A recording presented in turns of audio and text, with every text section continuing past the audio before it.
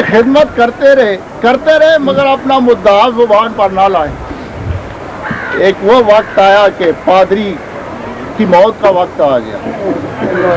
راہب نے اپنے تمام معتقدین کو اکٹھا کیا، کہنے لگا کہ اب وہ وقت میرا آ گیا جو اللہ نے ہر انسان کے لیے لکھا۔ میں تم سے کنارہ کشی کرنے والا ہوں، مگر پہلے اس سے کہ میں تم سے کنارہ کشی کروں، میں اپنے بعد تمہارا سردار سلمان فارسی کو مقرر کرتا ہوں۔ سلمان فارسی بجلی کی تیزی سے اٹھے،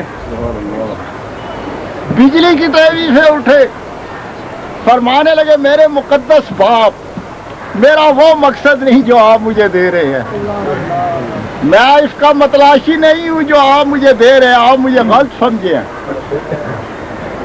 پادری کہنے لگا بیٹے میرے خیال میں اس سے اوپر تو میرے پاس کوئی مرفت نہ تھا، اچھا تو اپنا خیال بیان کر، اگر میری طاقت میں ہوا تو ضرور پورا کروں گا۔ فرمانے لگے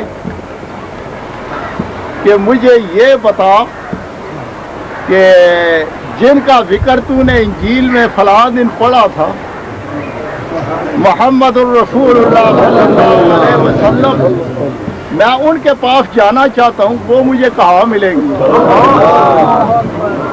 اگر تو اس خدمت کا مجھے کوئی بدلہ دینا چاہتا ہے تو سوائے حضور کی خبر کے اور میں کچھ نہیں چاہتا۔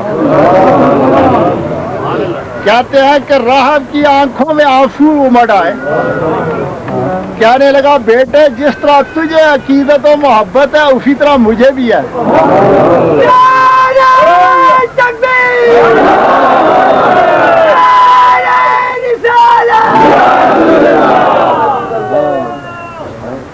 جس طرح تجھے محبت و عقیدت ہے اسی طرح مجھے بھی ہے، لیکن افسوس کہ میں آپ کی پیدائش کا مقام نہیں جانتا،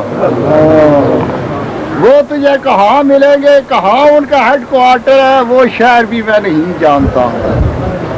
لیکن بیٹے ایک بات یاد رکھیو کہ اگر تیری زندگی نے وفا کی تو اور تو ان کے قدموں میں پہنچ گیا تو میرا نام لے کر کہنا کہ فلاں آپ کا غلام، فلاں نامی راہب صدق دل سے کہتا تھا لا الہ الا اللہ،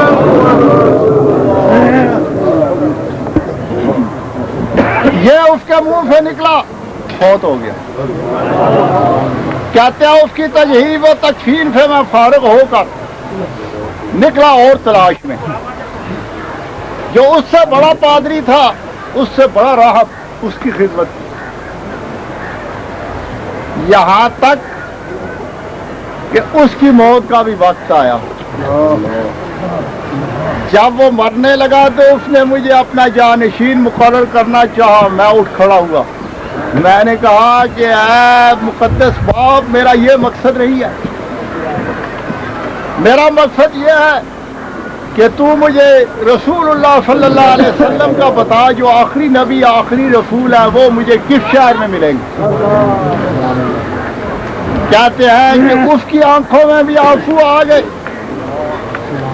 کہنے لگا افسوس بیٹے کہ اگر مجھے پتا ہوتا تجھے ضرور بتا دیتا، لیکن یہ بات یاد رکھیو کہ اگر تو ان کے قدموں میں پہنچ گیا تو میرا نام لے کر کہیو فلاں راہب صدق دل سے کہتا تھا لا الہ الا اللہ محمد رسول اللہ، اور وہ فوت ہو گیا۔ کہتے ہیں میرے سر پر دو بوجھ تو پڑ گئے ایمانتوں کے، مگر مقصد حل نہ ہوا۔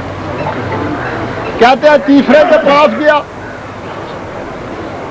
اس کی بھی خدمت کی عرصہ دراز تک۔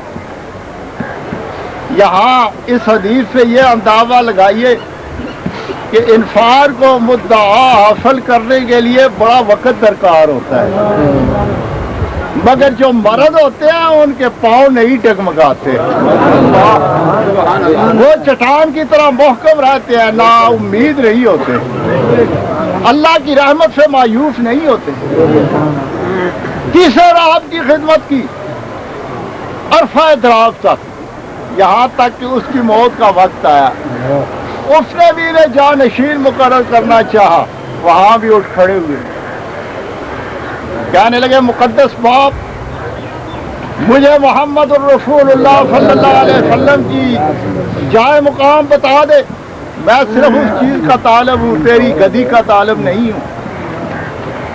وہ راہب کہنے لگا بیٹے افسوس کہ مجھے ان کا مقام معلوم نہیں ہے، لیکن اگر تیری زندگی نے وفا کی تو ان تک پہنچ گیا تو میرا یہ پیغام دے دینا کہ فلاں راہب کہتا تھا لا الہ الا اللہ محمد رسول اللہ، اور وہ فوت ہو گیا۔ کہتے ہیں 3 ایمانتیں میرے سر پر بوجھ پڑ گئی، مقصد حل نہ ہوا۔ اب میں نے سوچنے کے لیے جنگلوں کی خاک چھانی، جنگلوں میں پھرتا رہا جنگلی جانوروں کی طرح اپنے مقصد میں سرگردان۔ آخر کافی سوچ بچار کے بعد میرے دل نے کہا اے سلمان، جو ان کا سب سے بڑا پادری ہے اسقف اعظم، اس کے پاس چل، اگر تیرا مقصد حل ہوگا تو وہیں سے ہوگا، ورنہ عام پادری اس کو نہیں جانتے۔ کہتے ہیں میں نے روم کا سفر اختیار کیا۔ اسقف اعظم تمام نصرانی دنیا جو مشرق سے مغرب شمال سے جنوب تک ہے ان کا ایک بڑا پیشوا ہوتا ہے، اور اس کا علم سب سے زیادہ ہوتا ہے، اور بیک وقت وہ اپنے ملک کا بادشاہ بھی ہوتا ہے اور پیشوا بھی، دونوں اس کے ساتھ ہیں۔ کہتے ہیں کہ میں ملک کے روم پہنچا، مگر اس کی حفاظت کے لیے بڑی فوج، بڑا پہرا، اس تک پہنچنا کار دارت تھا۔ میں نے ایک سپاہی کی خدمت شروع کر دی، اللہ، جو اس کا پہرے دار تھا سپاہی، اس کی خدمت شروع کر دی، اس کے کپڑے دھونے، اس کی ہر قسم کی خدمت کرنی۔ وہ بڑا خوش ہوا۔ ایک دن اس نے اپنے افسر سے میری تعریف کی، اس افسر نے مجھے طلب کیا، اب اس نے مجھے اپنا نوکر رکھ لیا۔ سلمان فارسی کہتے ہیں اس کے بعد یہاں تک کہ جو اس کی فوج کا کمانڈر ان چیف تھا میں وہاں تک پہنچ گیا، خدمت کرتے کرتے وہاں تک پہنچ